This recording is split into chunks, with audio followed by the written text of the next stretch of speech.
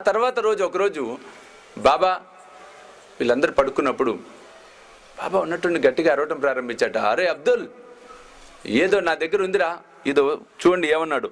అబ్దుల్, నా పరుపు వైపు ఏదో దుష్టప్రాణి వచ్చుచున్నది అని అరిచాడు. బాబా అరిచాడట. అబ్దుల్ లాంతర్ తీసుకొచ్చి చూస్తే అక్కడ ఏం కనపడలా.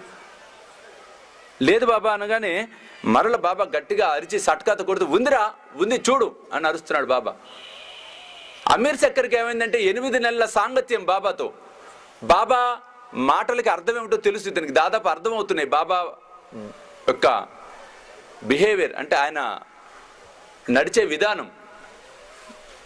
అమీర్ శక్కర్కి అనుమానం వచ్చింది, అమ్మో బాబా చెప్తుంది తన గురించి కాదు, కొంపదీసి నా గురించి ఏమైనా చెప్తున్నాడా అని నెమ్మదిగా అలా చూసేటప్పటికీ అమీర్ శక్కర్ పక్కన ఒక పాము వచ్చింది.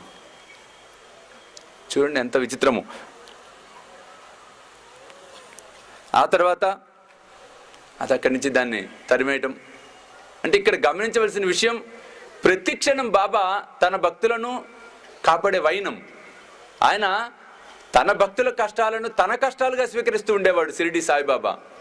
దాంతో ఎంతోమంది భక్తుల అనుభవాలను, ఎంతోమంది భక్తుల కష్టాలను తనవిగా చేసుకొని వారి కర్మలలో కొంత భాగాన్ని అనుభవిస్తూ తాను బాధపడి తన భక్తులకు సౌఖ్యాన్ని ఇవ్వటం అనేది జరిగింది. కాబట్టి సాయి బంధువులారా, ఆ నమ్మకం అనేది మనలో కావాలి. అమీర్ శక్కర్ వృత్తాంతాన్ని చూసినట్లయితే అమీర్ శక్కర్కి కీళ్లవాతం 8 నెలల పాటు బాబా తగ్గించలా. ఎందుకు తగ్గించలా? తగ్గించచ్చు కదా మొదటి రోజే. అంటే సంచిత కర్మయోగి షిరిడి సాయిబాబా. కర్మను తప్పించటం అనేది మంచిది కాదు అంటాడు బాబా. కర్మను తప్పించటం మంచిది కాదు. కారణం మరుజన్మలో మరల వెంటాడుతూనే ఉంటుంది ఆ కర్మ. కాబట్టి తన సమక్షంలోనే పూర్తి స్థాయి కర్మ మొత్తాన్ని అనుభవించండి అని చెప్పి బాబా చెప్పటం అనేది జరుగుతుంది.